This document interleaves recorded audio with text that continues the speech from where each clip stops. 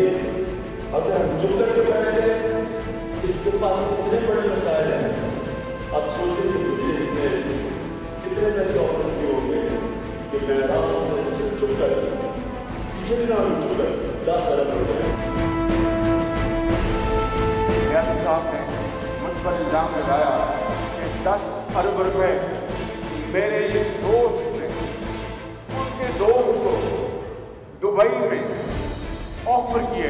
गलत बयान और झूठ का उन्होंने माजी में रिकॉर्ड क्रिकेट में कायम किए, ये झूठ का रिकॉर्ड कायम कर दिया उन्होंने, जिसका कि बेहद अफसोस है। इसके लिए इंशाअल्लाह मैं भरपूर अपना जो कानूनी हक रखता हूँ, मैं इंशाअल्लाह मैं उसको अपनाऊंगा। अगर ये इल्ज़ाम इसमें अगर ये पैसे की बात सच साबित हो जाए तो कौम के बेटों और बेटियों मुझे क़यामत तक आप माफ न करना।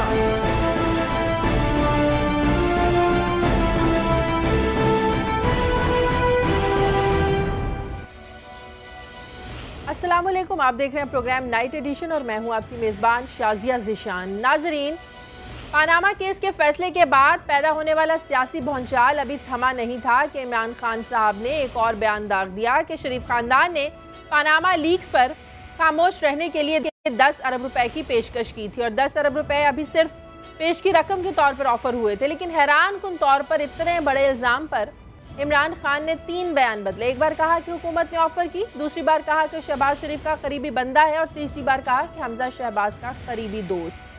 अगरचे इमरान खान का इल्ज़ाम बहुत बड़ा है, लेकिन क्या वो इस बड़े इल्ज़ाम को साबित कर पाएंगे? इस्लामाबाद के जलसे में उन्होंने कहा कि शरीफ खानदान उन्हें अदालत में ले जाए, वो जाएंगे अदालत में, नाम भी बताएंगे कि किसने कहा, लेकिन नाम लेने से पहले वो अदालत से उस शख्स की प्रोटेक्शन लेंगे ताकि जो शरीफ खानदान है, शरीफ बरादरान है, ये उसको कोई नुकसान ना पहुंचा सकें। इसलिए इमरान खान ने कहा कि उन्हें अदालत ज़रूर लेकर जाया जाए ताकि उसका नाम बता सके। अगर शरीफ बरादरान ने इमरान खान के ख़िलाफ़ कानूनी कार्रवाई का आगाज़ कर दिया तो इमरान खान कैसे ख़ुद को बचा पाएंगे, या सिर्फ ये एक बयान जो है इमरान खान की सबसे बड़ी सियासी गलती बन जाएगा अगर खान साहब ना कर पाए। आज इमरान खान ने इस्लामाबाद में अपनी क़ुव्वत का भरपूर मुजाहरा किया है। सवाल यह है कि क्या इमरान खान इस बार हुकूमत के खिलाफ सोलो फ्लाइट करके नवाज शरीफ को इस्तीफ़ा देने पर मजबूर करेंगे, या क्या हुकूमत अपोजिशन पार्टीज़ के एहतजाज का जो दबाव है इसको बर्दाश्त कर पाएगी? आज प्रोग्राम में इस पर हम बात करेंगे। प्रोग्राम में इस्लामाबाद से मेरे साथ खावर घुम्मन है, मुस्लिम लीग नून के रहनुमा डॉक्टर रामेश कुमार हैं और कराची से ज़फ़र हिलाली मेरे साहब हैं। मेरे तमाम मेहमानों का बहुत शुक्रिया। खावर, आपसे शुरू करती हूँ। इमरान खान तो अपने इस मौक़िफ़ पर डट गए हैं कि 10 अरब रुपए की उन्हें पेशकश हुई, इनके करीबी जानने वाले ने इनको पेशकश, इमरान खान को पेशकश की, लेकिन वो सिर्फ इसलिए नाम नहीं बता रहे कि शरीफ बरादरान उसका नुकसान कर देंगे। वो अदालत जाएंगे, ज़रूर जाएंगे अगर शरीफ खानदान उनको अदालत लेकर गया, लेकिन उससे पहले वो उसकी प्रोटेक्शन लेंगे। तो क्या ये अब एक कोई नई जंग शुरू होने जा रही है? अब देखिए, अब यहाँ तक इमरान खान साहब का बयान है, अब अभी आज जलसे में भी उन्होंने कह दिया है कि मैं बिल्कुल तैयार हूँ, अगर हुकूमत या हुकूमती फैमिली ये समझती है कि मैंने झूठ बोला तो मुझे लेके जाएं अदालत में, मैं अदालत में नाम बताऊँगा। और अब ओनर्स ऑफ रिस्पॉन्सिबिलिटी ये अब शरीफ बरादरान पे है जिनका नाम लिया गया है। आपने कहा 3 बार बयान बदला, मैं नहीं समझता 3 बार बयान बदला। शहबाज शरीफ साहब भी हुकूमत में है, हमजा शहबाज भी हुकूमत में है, नवाज शरीफ साहब भी हुकूमत में है, तो तीनों में से अगर किसी का नाम लिया तो सारे हुकूमत में है। तो हुकूमत की तरफ से अगर आया या हुकूमती फैमिली की तरफ से आया तो यह हुकूमत की तरफ से है। बाकी यहाँ तक है, देखें सियासत के अंदर इस तरह की चीज़ें चलती रहती हैं। हमने देखा इससे पहले भी एक दफ़ा इसी तरह का इशू आया था तो शहबाज शरीफ साहब ने कहा कि मैं अदालत में लेके जाऊँगा, वो एक दूसरा इशू था, वो अदालत में नहीं गए। अब इशू यही है कि अब देखना यह है कि हुकूमत की तरफ से या शहबाज शरीफ साहब की तरफ से या हमजा शहबाज की तरफ से कुछ इस तरह को दावा दायर किया जाता है अदालत में या नहीं किया जाता। मेरे ख्याल में इनको अदालत में जाना चाहिए हुकूमत को, और अगर इमरान खान ने झूठ बोला है तो उनका झूठ साबित होना चाहिए। लेकिन जिस कॉन्फिडेंस के साथ आज जलसे में उन्होंने कहा है कि मेरे पास सबूत है और जब मुझे बुलाया जाएगा तो मैं बिल्कुल सबूत पेश करूंगा और उस बंदे का नाम भी पेश करूंगा अदालत के सामने, ये तो इमरान खान के बयान की हद तक हो गया। कि अब सियासत आप बात करेंगे क्या सोलो फ्लाइट कर पाएंगे या नहीं कर पाएंगे, ये एक हकीकत है कि पनामा के इशू को इस लेवल तक लेके आने की सिर्फ इमरान खान और उसकी पॉलिटिकल पार्टी है। जब सारे लोग साइड पे हो गए तो ये इमरान खान या उसकी पाकिस्तान तहरीक इंसाफ ही थी जो वो कोर्ट में गए। आपको पता है आखिरी दम तक पाकिस्तान पीपल्स पार्टी ने कहा कि आप इमरान खान साहब ये बहुत बड़ी गलती कर रहे हैं सुप्रीम कोर्ट में जाने की, आपको सुप्रीम कोर्ट से कुछ नहीं मिलेगा। अब जबकि सुप्रीम कोर्ट की तरफ से एक फैसला आ गया जिसमें 2 जजेस साहिबान की एक क्लियर कट जजमेंट भी आ गई अगेंस्ट नवाज शरीफ साहब, और 3 ने कहा है कि अभी मजीद तहकीक की जरूरत है। तो अब हमने देखा कि पाकिस्तान पीपल्स पार्टी भी कुछ ना कुछ वो जो पॉलिटिकल माइलेज है इस जजमेंट से वो समेटने की कोशिश में है। अब हर तकरीर में, हर जलसे में जरदारी साहब, बिलावल भुट्टो जरदारी साहब पनामा केस के फैसले की बात कर रहे हैं। तो ये बात तो तय है कि पनामा केस का फैसला या पनामा केस को इस लेवल पे लेके आने में इमरान खान का इसमें रोल रहा है। लेकिन एक और बात बड़ी इंपॉर्टेंट है ना हिलाली साहब, जब पीटीआई ये कह चुकी थी कि जो भी फैसला आएगा हम उसको मेनवान कबूल करेंगे, अदालत का फैसला सर आंखों पर, हर तरह से अदालत का फैसला कबूल किया जाएगा, फिर इस एहतजाजी तहरीक का क्या मकसद है? दोबारा से पनामा लीक्स पर इस तरह एहतजाज करना, प्राइम मिनिस्टर साहब को इस्तीफे के लिए मजबूर करना, क्या आपको नहीं लगता कि पीटीआई को अब अपने आने वाले जो इंतखाबात हैं उस पर भरपूर इन्हें अपनी तवज्जो देनी चाहिए, ना कि पनामा लीक्स के फैसले को लेकर अब दोबारा से ये सड़कों पर आ जाएं? कमाल है, आपने कमाल की बात की आपने। इसका मतलब ये है कि जो भी इल्ज़ाम आए हुए हैं, जो भी एविडेंस और प्रूफ आया है, जो भी जजेस ने कहा है और सादिक और अमीन और ये सब भूल जाएं। और जजेस ने तो जीआईटी भी तो जजेस ने बनाई है ना, जजेस ने ही कहा है ना जीआईटी बनाने का, भी जीआईटी पे छोड़ा ना जजेस ने भी, अदालत ने भी। जेआईटी पे छोड़ा नहीं है उन्होंने फैसला, 2 जजेस ने तो फैसले दे दिए थे भाई, वो क्या छोड़ा था उन्होंने कहा इनको डी नोटिफाई करें। नहीं, देखिए बात सीधी सादी ये है कि ये ऐसी बात नहीं है कि आप कह सकते हैं कि इसको भूल जाए, कभी नहीं। और अगर हम ऐसी चीज़ को भूल जाएं फिर खुदा ही हाफिज है मुल्क का। मैं तो समझता हूँ कि इस जलसा जो आपके सामने अब टीवी पे हम देख रहे हैं, ये जलसा स्पीक्स फॉर इटसेल्फ। ये तो एक ज़बरदस्त जलसा है। इस्लामाबाद में इस किस्म का जलसा कौन और पार्टी कर सकता है, आप बताएं? बगैर पैसे और बगैर ट्रक्स और बगैर पुलिस। हमने तो धरना भी देखा था, कोई नहीं कह सकता। हमने तो महीनों का धरना भी देखा था, वो धरना भी इस्तीफा नहीं ले पाया था प्राइम मिनिस्टर साहब से। यही जोशो खरोश हमने देखा था उस धरने में। शाजिया, अब आप बिल्कुल आप सही कह रही हैं। अब देखना चाहिए कि इनका स्ट्रैटेजी क्या है, आगे जाते वक्त ये क्या स्ट्रैटेजी बना रहे हैं। ये 2-3 महीने बड़े क्रूशल हैं और हम जानना चाहते हैं कि आखिर ये धरना का तो इट्स नॉट इनफ कि एक महीने में एक दफ़े आ जाएं और थोड़ा सा फैशन परेड भी हो जाए और फिर उसके बाद लोग वापस घर चले जाएं। नहीं, रोज़ पिकेटिंग होना चाहिए, रोज़ लोग निकलना चाहिए। और मैं जानना चाहता हूँ डंडे किधर हैं? डंडे खाने चाहिए इन लोगों को कुर्बानी देनी चाहिए। ऐसा नहीं जाएंगे। एक बहुत सा तगड़ा प्राइम मिनिस्टर जो बैठे हुए हैं वो इस तरीके से नहीं जाते हैं एक पब्लिक मीटिंग पे। तो ये सब ये है स्ट्रैटेजी है, ये इमरान खान को बनाना पड़ेगा और ये उसका टेस्ट है। ठीक है, मुझे ब्रेक लेने दें। ब्रेक के बाद जब वापस आएंगे तो बात करेंगे कि वुकला का भी प्रेशर है, ऑपोजिशन का भी प्रेशर है। तो क्या ये ऑपोजिशन का जो प्रेशर है प्राइम मिनिस्टर साहब को इस्तीफे पर मजबूर कर पाएगा? एक छोटे से वक्फे के बाद।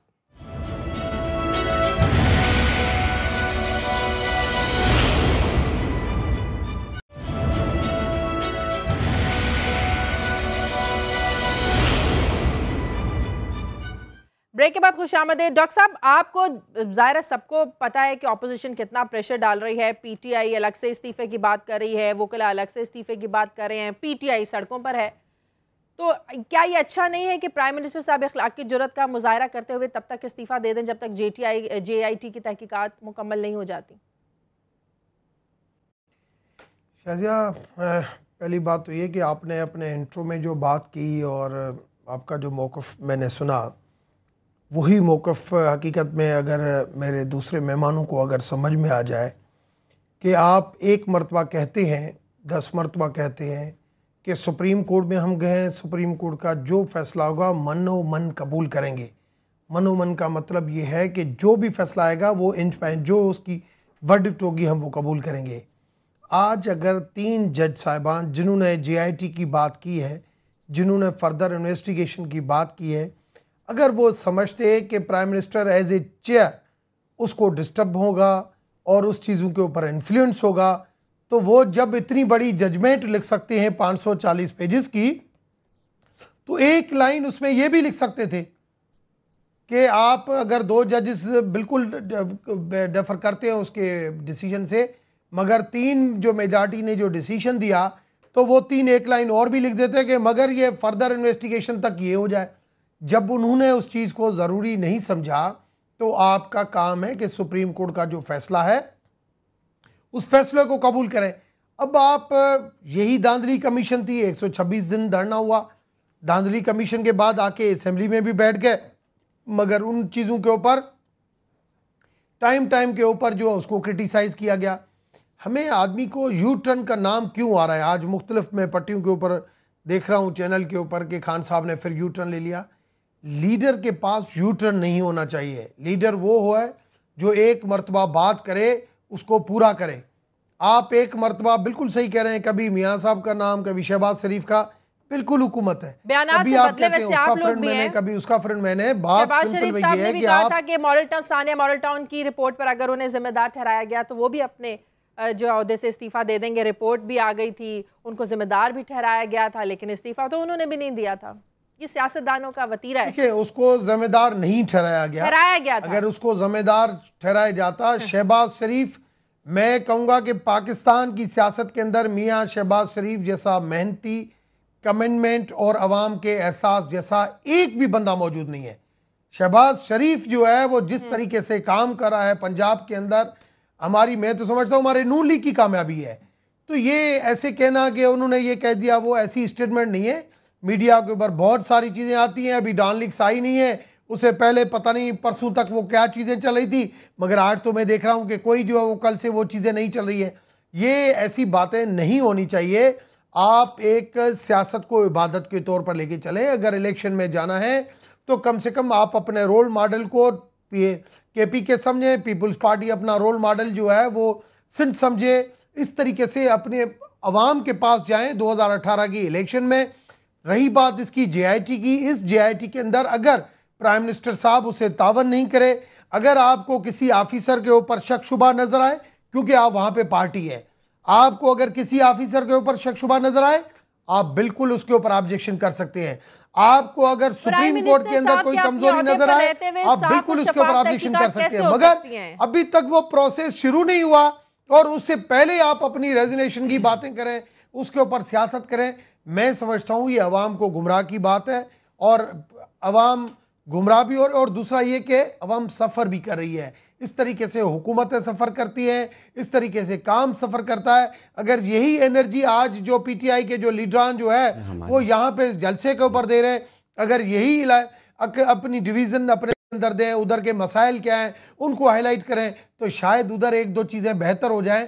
तो मैं समझता हूँ वो इनके लिए भी फ़ायदेमंद है, मुल्क के लिए भी फ़ायदेमंद है, इनकी पार्टी के लिए भी फ़ायदेमंद है। खबर अब जिस तरह प्राइम मिनिस्टर साहब ने भी अवाम में जाने का फैसला किया, कल भी वो काढ़ा जा रहे हैं, अवामी ज़ाहिरा जलसे करेंगे, अवामी राब्ता मुहिम का उन्होंने भी शुरू करने का फैसला किया है। क्या ये कोशिश है, ये जो पनामा की डस्ट है, इसको कम करने की? शायद ये देखें, सियासत के अंदर मेरे ख्याल में ये तमाम पॉलिटिकल पार्टीज़ को ये राइट हासिल है। नवाज शरीफ साहब को भी ये राइट हासिल है, इमरान खान साहब को भी, इसराजुल हक साहब को भी, और बाकी पॉलिटिकल पार्टीज़ को भी। वो अवाम में जाएं, अपना नुक्ता नज़र बयान करें, और नुक्ता नज़र को अगर अवाम समझते हैं, उनको फॉलो करते हैं, तो इसमें कोई मेरे ख्याल में ज़्यादा अचंभे वाली बात नहीं है। इंतहाई एहतराम के साथ रमेश साहब को याद होगा जब उसको मेमो गेट बना था, तो मोहतरम नवाज शरीफ साहब शहबाज कोट पहन के गए थे। हाँ, उसके अलावा जब कंटेम्प्ट ऑफ कोर्ट का यूसुफ रजा गिलानी का वो केस चल रहा था, तो तभी एक नहीं कई दफ़ा मैंने वो जलसे भी कवर किए हैं। नवाज शरीफ साहब ने कहा था कि पहले आप रिजाइन करें, हाँ। जब आपको ये क्लियर करें तो फिर वापस आए।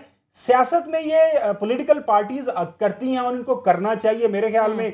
इससे अवाम में जो अवेकनिंग होती है, वही मैं बताया ना कि जिसका पैगाम अच्छा होगा, जिसकी समझ आएगी, तब अवाम को वोट देंगे। बिल्कुल ये ठीक बात इन्होंने की। अच्छा, जहाँ तक बात आ गई है कि अब सियासत के अंदर ये जो आजकल ये सारा चल रहा है मसला मसाइल, ये स्पेशली पनामा गेट के फैसले के हवाले से देखें, ये एक चूंकि मेन पॉलिटिकल पार्टी है, मेन पटिशनर थे पाकिस्तान तहरीक इंसाफ पनामा केस के हवाले से, तो अब चूंकि 2 जजेस का बयान, एक जो फैसला है उनके खिलाफ आ गया है, जिसमें उन्होंने क्लियर कट लिखा है वो सादिक और उम्मीद नहीं है, और 3 के जजेस ने भी उनको बरी जुमानी करार दिया, तफसील की जरूरत है। जी, मैं इस पे थोड़ा सा, हम असल में तारीख भूल जाते हैं। जो हम शहीद भुट्टो, जुल्फकार अली भुट्टो का केस था, वहां पे भी एक माइनॉरिटी जजमेंट थी और एक मेजॉरिटी जजमेंट थी, एक जज का फैसला था। जो मिनॉरिटी जजेस थे उसमें जस्टिस हलीम, जस्टिस सफदर शाह और जस्टिस दुर्राब पटेल थे। आज हम जो बात करते हैं उन 3 जजेस की बात करते हैं जिन्होंने ठीक फैसला किया था, बाकी हम कहते हैं वो एक जुडिशियल मर्डर था। हिस्ट्री के अंदर मिनॉरिटी जजमेंट्स भी उसी तरह डिस्कस होती हैं जिस तरह मेजॉरिटी जजमेंट होती है। बिल्कुल रमेश साहब ने ठीक कहा कि जजमेंट के तहत नवाज शरीफ साहब को घर जाने के लिए नहीं कहा गया, वो बिल्कुल वो नहीं जाएंगे और वो बैठे हैं, उनको कोई नहीं जबरदस्ती भिजवा सकता। लेकिन वो जो इखलाकियात की जब हम बात करते हैं ना, क्योंकि अब आपने एक JIT के सामने पेश होना है, आपके ऊपर इल्जामात लगे हुए हैं, आप इस टाइम एक मुल्जम के तौर पर आपने पेश होना है, तो उसके बाद एक अपोजिशन पॉलिटिकल पार्टी है वो आपसे डिमांड कर रही है। और इस हाउस के अंदर देखें, थोड़ी समझ लेने की बात है, प्राइम मिनिस्टर पावर कहां से लेता है? Leader of the house, national assembly में जो लोग उसको सपोर्ट करते हैं, मेजॉरिटी सपोर्ट करती है वहां से। अब नेशनल असेंबली के अंदर जो तमाम अपोजिशन पॉलिटिकल पार्टीज है वो कह रहे हैं कि मोहतरम आप दो महीने के लिए क्या फर्क पड़ जाएगा। मैंने कल भी एक प्रोग्राम में कहा था, इतनी बड़ी पॉलिटिकल पार्टी है पाकिस्तान मुस्लिम लीग नून, अगर 2 महीने के लिए पार्टी से कोई और MNA प्राइम मिनिस्टर बन जाएगा और प्राइम मिनिस्टर साहब क्लियर होकर वापस आ जाएंगे, वो इखलाकी तौर पर भी उनका मर्तबा बुलंद हो जाएगा और वैसे भी उनकी सियासत को भी 4 चांद लग जाएंगे। इससे फर्क क्या पड़ेगा? सियासत, हाँ, सारी पॉलिटिकल पार्टीज का सियासत राइट है, बिल्कुल नवाज शरीफ साहब भी जलसे करें, इमरान साहब भी जलसे करें, सारे जलसे करें। जलसे तो जमहूरियत का हुस्न है, खूबसूरती है, और इससे सियासत मेरे ख्याल में मुल्क में वैसे भी साल के बाद इलेक्शन है, तो क्या बुराई है जलसे करने में। ठीक है जफर इलाही साहब, पाकिस्तान पीपल्स पार्टी ये समझती है कि पाकिस्तान पीपल्स पार्टी के बगैर अपोजिशन मजबूत नहीं है, और अगर पाकिस्तान पीपल्स पार्टी ये चाहे तो वज़ीर आज़म साहब इस्तीफा दे सकते हैं। इस वक्त हुकूमत के लिए सबसे बड़ा थ्रेट क्या है, पाकिस्तान पीपल्स पार्टी या PTI? अफसोस से यह कहना पड़ता है कि पाकिस्तान पीपल्स पार्टी ने फैसला पहले से ही कर दिया है कि इस सिस्टम को वो बचाएंगे, और अगर नवाज शरीफ को भी बचना हो इस प्रोसेस में तो वो उनको बचाएंगे। ये उनका फैसला है, और उनके इसलिए कि उनके पास इतना एविडेंस है, ख़ास तौर ये फ्लैट्स के बारे में जो रहमान मलिक साहब ने इकट्ठा किया था उनके दौर में, कि अगर वो कह दें ना रहमान मलिक साहब को कि जाओ कोऑपरेट करो, JIT छोड़ें, कोई ज़रूरत ही नहीं होगा JIT का, सब चीज़ ओपन एंड शट केस वो बता सकते हैं, मगर उन्होंने इजाज़त नहीं दी है। और आप देखें कि रहमान मलिक साहब गायब हैं। मैं कुछ 2-3 चीज़ें जल्दी से कहना चाहता हूँ। ये 10 अरब, मुझे ब्रेक लेने दें, ब्रेक के बाद मैं ब्रेक के बाद आके आपसे पूछती हूँ, मुझे ब्रेक लेने दें। नाज़रीन, प्रोग्राम में वक्त है, वापस आते हैं एक ब्रेक के बाद।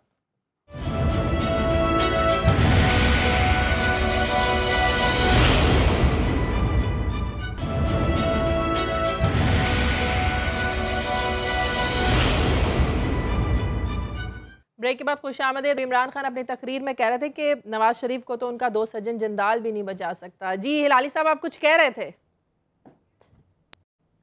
जी, मैं आपको सिर्फ ये बताना चाहता हूँ कि अगर आप समझते हैं कि ये 10 अरब झूठ है तो फिर आपको इस किस्म की बिहेवियर से थोड़ा सा ताल्लुक़, माने कि यू मस्ट अंडरस्टैंड कि एक दफ़े पहले कहा, ये जब गवर्नमेंट अनसीट हो गई थी नवाज शरीफ साहब की और ग़ुलाम इसाक़ साहब ने उनको डिसमिस कर दिया था, आपको पता है कि वो गवर्नमेंट रिस्टोर हो गई, और उस वक्त रूमर ये था कि $5 मिलियन एक जज को दिया गया था। वो जज की जो हाइट थी 5 फुट थे, और वो जज जो हैं दूसरे दिन हवाई जहाज़ पकड़ के साइप्रस चले गए, और मुझे prime minister of Pakistan Benazir Bhutto ने मुझे कहा कि हमारे पास उस अकाउंट नंबर है, वो बैंक साइप्रस में जो है वो है, टिकटों के बारे में सब पता है।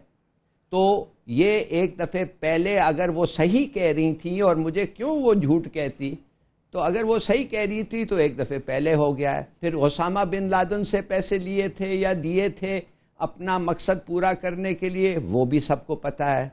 फिर वो क्वेटा में जो हुआ था, वो जज स्पेशल बेंच जो बना था सजाद अली शाह को ख़त्म करने के लिए, उधर भी पैसे सूट केसेस में गए थे। तो मुझे समझ ये नहीं आ रही है कि अगर किसी ने अब कह दिया कि 10 अरब रुपये का एक आया था एक तोहफा या रिश्वत का ऑफर, तो ये व्हाट इज सो अनकैरेक्टरिस्टिक, ये तो पहले भी होते रहे, सबको पता है।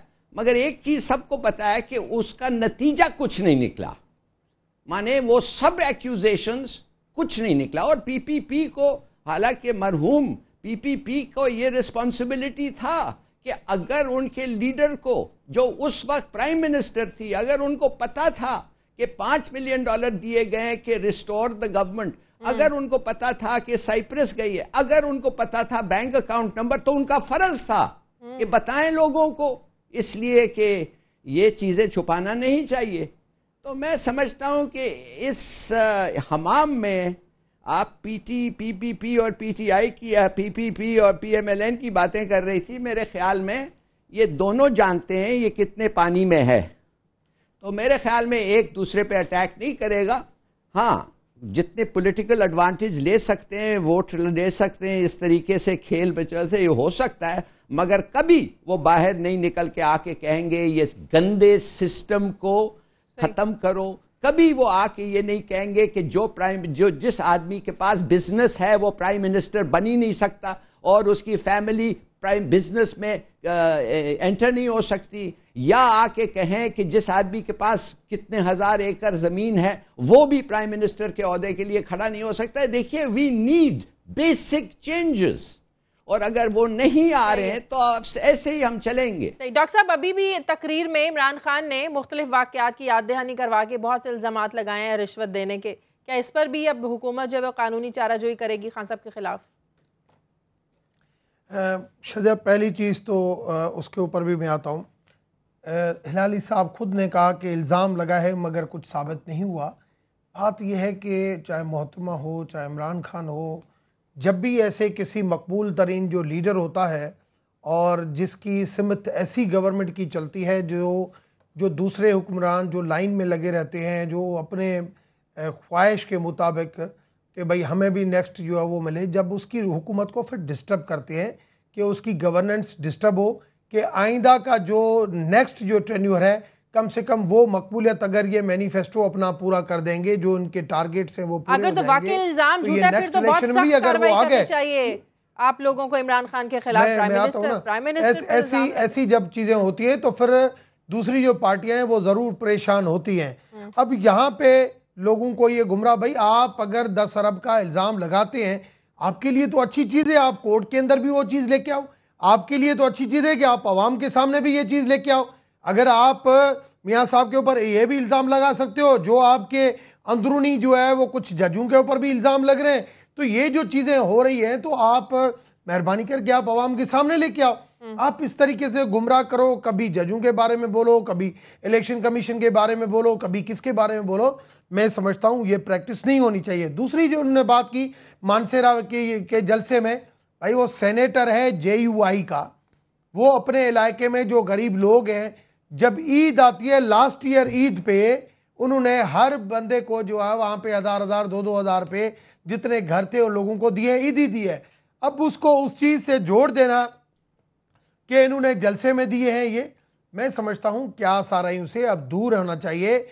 मैं मानता हूँ पनामा का इशू है, पनामा का इशू आया, पूरी दुनिया में आया पनामा का इशू, मगर आइसलैंड के अलावा, आइसलैंड में अगर जिस प्राइम मिनिस्टर को उन्होंने जो प्राइम मिनिस्टर छोड़ गया, दूसरा जो प्राइम मिनिस्टर आया है उसका भी नाम पनामा में पड़ा हुआ है। उसके अलावा जितने भी तरक्की याफ्ता मुल्क थे, चाहे ब्रिटिश हो चाहे चाइना हो, जितने भी मुल्क थे, उन्होंने इतनी पनामा को बात को नहीं देखा। इवन इंडिया ने भी उन्होंने रिजाइन दे दिए, इतनी बड़ी जमहूरियत इतना, उन्होंने रिजाइन दे दिए। ये देखा कि यहाँ पे प्राइम मिनिस्टर ने अपने आप को पेश कर दिया। ये मिसाल तो दे नहीं रहे कि वहां के प्राइम मिनिस्टर ने रिजाइन दे दिए। देखिए, आइसलैंड के प्राइम मिनिस्टर ने रिजाइन दिया, उसके इश्यूज ये थे कि वो साबित नहीं कर सकता था, मगर दूसरा जो प्राइम मिनिस्टर वहां पे आया उसका नाम भी पनामा में। आप ब्रिटिश और बहुत सारे एग्जांपल है ना, एक का नहीं है। अमेरिका के अलावा ये एक तरक्की याफ्ता मुल्कों के खिलाफ एक ऐसी साजिश थी कि इतने पेपर्स जो है वो आउट हो जाए, जिसमें अमेरिकन एक भी नहीं हो, बाकी सारे थे। आपने मेरा आर्टिकल भी इसके ऊपर पढ़ा होगा। हमें कम से कम ऐसी साजिशों से दूर रहना चाहिए। हमें जब देखेंगे ऐसे हम तरक्की की राह के ऊपर जा रहे हैं, जब हमारे टारगेट ऊपर जा रहे हैं, जब हमारी अगर सब कुछ इतना साफ और शफाफ था वर्ल्ड बैंक, तो सुप्रीम कोर्ट ने फैसला फिर ज्यादा ब्लैक एंड व्हाइट में फैसला होना चाहिए था, फिर मजीद इन्वेस्टिगेशन के लिए टाइम नहीं देना चाहिए था, मजीद तहकीकात। सुप्रीम कोर्ट जोर ना देती, क्योंकि सुप्रीम कोर्ट ने आप लोग कुछ प्रूव नहीं कर पाए। आप लोग जो कतई खत लेकर आए, सुप्रीम कोर्ट ने तो उसको रिजेक्ट कर दिया। और इस वजह से उन्होंने कहा हम ट्रायल कोर्ट नहीं है, हम एक JIT बनाते हैं जो इसको सारे डॉक्यूमेंट्स को हमारे क्वेश्चन को जिसको हम वेरीफाई नहीं कर सके उनको फर्दर वेरीफाई करें। हाँ, प्राइम मिनिस्टर अगर उसको सामने पेश होने से इनकार करता है, आपको जवाब है। अगर वहां पे कोई ऐसे बंदे आते हैं जिसकी क्रेडिबिलिटी के ऊपर आपकी शक है, आपको जवाब है। सुप्रीम कोर्ट का अगर उसको सही फॉलो नहीं करी है, आपके पास जवाब है। मगर वो प्रोसेस अभी स्टार्ट हुआ है, उससे पहले आप हट जाएं उससे कि भाई रिजाइन करें।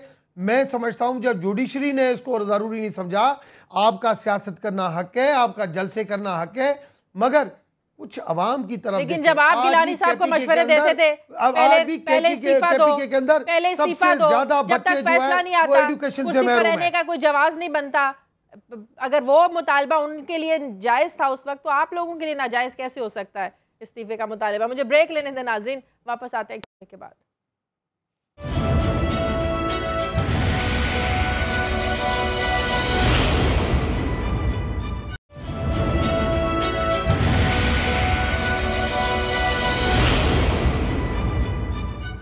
ब्रेक के बाद खुशामदीद। खबर, क्या वज़ीर आज़म नवाज शरीफ के इस्तीफे को लेकर तमाम ऑपोजिशन मुत्तहिद है? मैं वैसे इसमें थोड़ा सा वो हलाली साहब के साथ थोड़ा नहीं पूरा एग्री करता हूँ। असल में जरदारी साहब के जो स्टेक्स है ना, ये जो सिस्टम इन प्लेस है वो उसमें काफ़ी ज़्यादा हाई है। नेशनल असेंबली में अपोजिशन लीडर किनका है? वो पाकिस्तान पीपल्स पार्टी का है। सेनेट में अपोजिशन लीडर किनका है? वहाँ पे पाकिस्तान पीपल्स पार्टी का है। सिंध के अंदर इनकी हुकूमत है। अब जब अगले इलेक्शन की तरफ जाना है तो जब जो केयर टेकर सेटअप बनेंगे उसमें सारे का सारा इनका अपना रोल होगा। तो ये जरदारी साहब कभी नहीं चाहेंगे कि ये जो डिमॉन्स्ट्रेशन चल रही है, जो प्रोटेस्ट मूवमेंट है, उसको इस नहज पे ले के जाया जाए जहाँ पे सिस्टम को कोई दचका हो या नवाज शरीफ साहब को वाकई किसी तरह का। तो फिर ये मनफी बयानात फिर किसी बार्गेन के लिए किए जा रहे हैं, फिर कोई बार्गेन? ये बिल्कुल बार्गेन। देखे उनके कुछ दोस्त अहबाब आजकल जेलों में बंद हैं। सिंध के अंदर डॉक्टर आसम अभी अंडर इन्वेस्टिगेशन है। एक और आपको पता है, आप शायद आपके इल्म में ना हो, ये जरदारी साहब के अपने एक सासाजात और ऑफशोर कंपनी का केस अभी नैब के अंदर अंडर इन्वेस्टिगेशन है। तो ये जरूर कोशिश करेंगे कि प्राइम मिनिस्टर को इतना प्रेशराइज किया जाएगी, इस्तीफा दे दें, इनकी जगह कोई और आ जाए। लेकिन ये कभी ऐसा नहीं चाहेंगे कि जो इमरान खान की कोशिश होगी कि एक दफ़ा पूरी गवर्नमेंट को घर भिजवाया जाए, कोई इस तरह का क्रिएट किया जाए सूरत हाल जिसमें कोई इंडिपेंडेंट केयर टेकर सेटअप आए, जिसमें कोई इलेक्टोरल रिफॉर्म्स हो जाएं, अगला इलेक्शन उनको ठीक तरह से मिल जाए। क्योंकि उनको ये पाकिस्तान तहरीक इंसाफ को ये पक्का यकीन है कि अगर यही केयर टेकर सेटअप बना और इसी तरह इसी रवश में इलेक्शन हुए तो ये जितने मर्जी लोगों को बाहर निकाल लें, इलेक्शन के अंदर पाकिस्तान मुस्लिम लीग नून को पंजाब के अंदर हराना बहुत मुश्किल है। तो जरदारी साहब काइंड ऑफ डबल गेम खेल रहे हैं मेरे नज़दीक, क्योंकि बिलावल भुट्टो जरदारी साहब को वो साथ नहीं कहीं लेके जा रहे। आपने अगर जलसों में देखा है, क्योंकि बिलावल जहां पे भी बोलता है वो डायरेक्ट चोट करता है नवाज शरीफ साहब के ऊपर, और काफी सख्त चोट करता है, जिससे पंजाब में उनके लीडरान भी खुश हैं और केपी में भी लोग उनसे जो उनके बिलावल को जो चाहते हैं कि आगे हैं वो भी खुश हैं। लिहाजा जरदारी साहब वो आपको पता है वो बार्गेन के माहिर है। मैं तो अक्सर कहता हूँ 2008 के अंदर वो एक हादसे की पैदावार की वजह से वो पावर में आ गए। उसके बाद उन्होंने तिजारत की तरह सियासत की, गिव एंड टेक करके।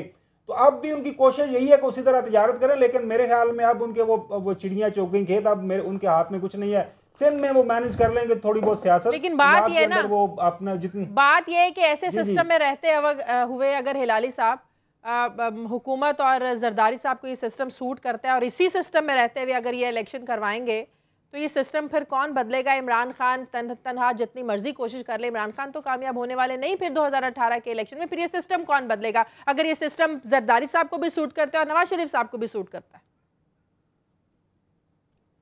शाजिया, आपने एक बिल्कुल सही ऑब्जर्वेशन किया, और साथ साथ मैं आपको बता दूं, क्या करें, बड़े अफसोस से कहना पड़ता है कि ना सिर्फ ये पॉलिटिकल पार्टीज़ मगर हर इदारा इस मुल्क का उनको पता है करप्शन चार्जेस क्या हैं, किसने क्या किया, सब पता है उनको शाजिया। मगर अफसोस से कहना पड़ता है कि हालांकि उनको पता है बात आगे नहीं आती, बात को आगे आने नहीं देते, बात को पब्लिक नहीं करते। मुझे नहीं पता मैं क्यों ये हो रहा है, मैं समझ नहीं सकता कि ये फायदा मुल्क के लिए नहीं है ऐसी बातें छुपाना। फायदामंद ये है कि मुल्क को बताओ, तो इसलिए अगर आप बताएंगे तो सिस्टम चेंज हो सकेगा। इसलिए हम चाहते हैं हम सच बोलें, हम नहीं झूठे हैं, हम चाहते नहीं है कि हर चीज छुपाओ और झूठ बोलो। मगर जिन लोगों के पास ये पावर है, जो कर सकते हैं, वो रिलीज नहीं करते हैं इस खबर को। तो अफसोस से कहना पड़ता है। तो फिर क्या कहना पड़ता है कि ये किस किस्म के लोग हैं हम, कि we are hiding acts of crime. क्यों? मैं कह रहा हूं, मैं कसम खा के कहता हूं, एक ऐसी बात नहीं है जो हमें पता है, एक ऐसी बात नहीं है जो उन्होंने किया है, हमारे पॉलिटिशियंस ऑफ ऑल पार्टीज, जो गलत हो, जो क्रिमिनल हो, जो नेशनल सिक्योरिटी खिलाफ हो, जिसके बारे में हमारे इदारों को नहीं पता है। सवाल सिर्फ एक है, क्यों छुपाते हैं? डॉक्टर साहब, अगर पीटीआई के साथ साथ वुकला भी सड़कों पर आ जाते हैं, जिस तरह उन्होंने प्राइम मिनिस्टर साहब को अल्टीमेटम भी दिया है, तो आप नहीं समझते हुकूमत के लिए मुश्किलात बढ़ जाएंगी? देखिए, वुकला के अंदर ग्रुपिंग है और मैं समझता हूं अगर वुकला भी इन चीज़ में अगर अदालत का एहतराम नहीं करेंगे और इन चीज़ों में जो अगर आएंगे तो ये अनारकली की तरफ चीज़ें जाएगी, क्योंकि वुकला का ये काम नहीं है और वुकला का काम है जुडिशरी का एहतराम करना। और यही मसला है हमारे मुल्क के अंदर कि हम जो है वो अपनी तमीज़ और तहजीब से निकल जाते हैं। ये क्या हुआ यूनिवर्सिटी के अंदर मिसाल खान वाला जो वाक़या हुआ, ये क्या है? ये हमारे पास टॉलरेंस नहीं है। अगर एजुकेटेड माहौल के अंदर अगर ये चीज़ें हो जाए, वुकला जो यहाँ पे लोगों के राइट्स के लिए बैठे हो, उनके हकूक़ के लिए लड़ने के लिए बैठे हो, वो भी अगर इन चीज़ों में सियासत में अगर आ जाएं, सियासत के वर चढ़ जाएं, तो वो अपने पेशे से भी वो सही नहीं करते। उनका काम है जुडिशरी को फॉलो करना, जो उनके जज साहिबान कहते हैं। दूसरी बात की कि आगे क्या होगा, और देखें 2018 की इलेक्शन, आज अगर पीएमएलएन अपनी परफॉर्मेंस दिखा रही है, पीएमएलएन को ये यकीन है कि इस वक्त जो एक रोल मॉडल है पंजाब का, सिंध का, पंजाब और केपीके का, उसमें सबसे बेहतर हम जा रहे हैं। तो वो चाहेंगे कि electoral reform committee, electoral reform के ऊपर हम क्यों जो बार बार जोर दे रहे हैं, सारी पॉलिटिकल पार्टीज को उसके ऊपर जोर देना चाहिए। ऐसे ट्यूआर्स वहां पे बनने चाहिए, किसी को भी, जैसे दुनिया में इलेक्शनें होती हैं, इंडिया में इलेक्शन होती है, अमेरिका में इलेक्शन होती है, ऐसी हमारी इलेक्शन को ऐसे साफ और शफाफ बनाया जाए कि आइंदा इन चीज़ों के ऊपर उंगलियां नहीं उठे। ये नहीं हो गया आज इलेक्शन हो गई, आज बाय इलेक्शन इतनी हो रही है, मगर किसी भी बाय इलेक्शन के ऊपर हारते हैं, शुक्र है इमरान खान ये नहीं कहते हैं कि पटवारियों ने जितवाया, अब ये नहीं कह रहे, ये कह रहे हैं कि हाँ वो जीत गए।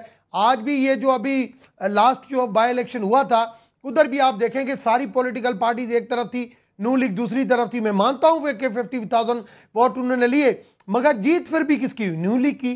तो कम से कम नू लीग को पंजाब के अंदर सारी पॉलिटिकल पार्टीज भी मिलके नहीं हरा सकती हैं, ये हर एक बंदे को पता है, जफर हिलाली साहब को भी पता है, सीनियर एनालिस्ट को भी पता है, आप लाहौर जैसे शहर में बैठी है वहां पे भी पता है, आपने डेवलपमेंट इस्लामाबाद की भी देखी है, आपने पिशावर भी देखा है, आपने लाहौर भी देखा है, आपने कराची भी देखा है।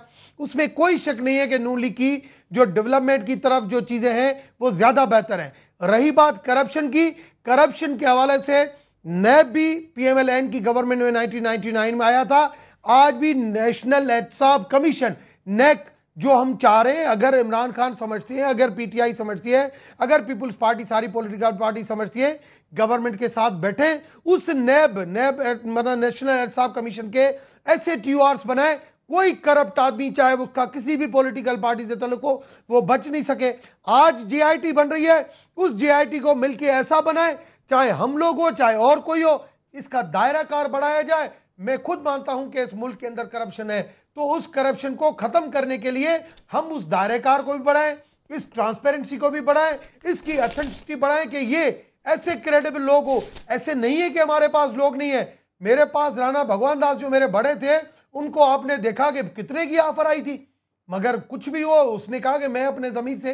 तो ये नहीं है कि आपको ऑफर आई और ऑफर इस तरीके से कहेंगे मुझे ऑफर आ गई, और मैं समझता हूं ऐसी चीजें नहीं आती हैं। आदमी का अगर कैरेक्टर होता है तो उसको ऑफरें भी नहीं आती हैं। तो ये कह देना, उस टाइम भी आया कि भाई राणा भगवान दास को ये ऑफर है, राणा साहब ने कहा मेरे पास तो कोई नहीं आता, सब लोगों को पता है कि मेरे मुंह में खरीद होने वाला नहीं हूं, तो आपके पास ऐसी ऑफरें आती क्यों है? बड़ा कॉन्फिडेंस है मुस्लिम लीग नून में, बड़ा कॉन्फिडेंस है, बड़े कॉन्फिडेंस से डॉक्टर साहब बात कर रहे हैं कि 2018 के इलेक्शन में पंजाब इनसे कोई नहीं ले सकता, पंजाब इनसे कोई नहीं छीन सकता। वक्त से पहले इंतखाबात के मौजूदा सूरत-ए-हाल को उसका इफेक्ट सारे सूबों में आएगा, सारे सूबों के अंदर मेजॉरिटी जो है मौजूदा सूरत-ए-हाल को लेकर खबर वक्त से पहले इंतखाबात के चांसेस हैं। देखिए, ये पाकिस्तान मुस्लिम लीग नून की तो बिल्कुल कोशिश नहीं होगी ये पहले जाए, क्योंकि आप बिजली के जो हालात हैं, बिजली के मंसूबे जो लगाए हुए हैं वो कंप्लीट होने हैं इस साल के आखिर या अगले साल के शुरू में, और अगले साल इनकी पूरी कोशिश है कि ये टाइम पूरा करें, अगले इलेक्शन तक लेके जाएं, और ताकि जितने फीते काट सकते हैं वो काटें और ज़्यादा से ज़्यादा लोगों के सामने अपनी जो डेवलपमेंट स्ट्रेटजी रमेश साहब बात करें। देखिए, हालात उससे पहले मेरे नज़दीक जो है ना काफ़ी सियासत जिस तरह गर्म हुई है तो काफ़ी तब्दीलियाँ मेरे नज़दीक तो आने की तवक्को है। उसकी वजह यह है कि देखिए इस टाइम ये पनामा केस के हवाले से जो चीज़ें चल पड़ी हैं ना, इनको रोकना बड़ा मुश्किल होगा। इनको कौन रोक सकता है? वो सिर्फ एक शख्स रोक सकता है, वो है प्राइम मिनिस्टर नवाज शरीफ, जो इस मुल्क के इसका असर 2018 के इंतखाबात में मुस्लिम लीग नून को आप समझते हैं भुगतना पड़ेगा? बिल्कुल भुगतना पड़ेगा। अगला साल का जो इलेक्शन है वो सिर्फ एक इशू के इर्द गिर्द घूमना है, वो है पनामा केस का फैसला। 2 जजेस ने अपनी माइनॉरिटी जजमेंट दे दी है, अब उसी को लेके अपोजिशन पार्टी आगे जाएगी। अगर जेआईटी भी नून लीग के खिलाफ फैसला दे देती है तो इनको बहुत बड़ा धचका लगेगा।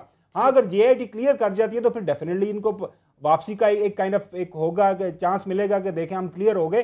लेकिन सियासत आने वाले दिन में बहुत गर्म होगी, और जिस तरह अपोजिशन की तरफ से इस्तीफे की डिमांड बढ़ रही है, अब इसका हल क्या है? नवाज शरीफ साहब, मैं तो वही कह रहा हूँ ना, अगर 2 महीने के लिए कोई और शख्स ले आए तो ये सारी की अपोजिशन की डिमांड है वो खत्म हो जाएगी, और उसके बाद क्लियर होकर वापस आ जाए। अगर फर्ज करें इल्जामात साबित भी हो जाते हैं तो वो एक कानूनी तरीका कार है, वो पाकिस्तान मुस्लिम लीग नून या प्राइम मिनिस्टर साहब उसको लेके कोर्ट के अंदर जा सकते हैं। ठीक है, बहुत शुक्रिया जफर इलाली साहब मेरे साथ थे, डॉक्टर अनवर कावर घुमन में तमाम मेहमानों का बहुत शुक्रिया। नाज़रीन, प्रोग्राम का वक्त खत्म हो गया। नाइट एडिशन से शाजिया ज़िशान को इजाज़त दीजिए, आपसे मुलाकात होगी कल। अल्लाह हाफ़िज़।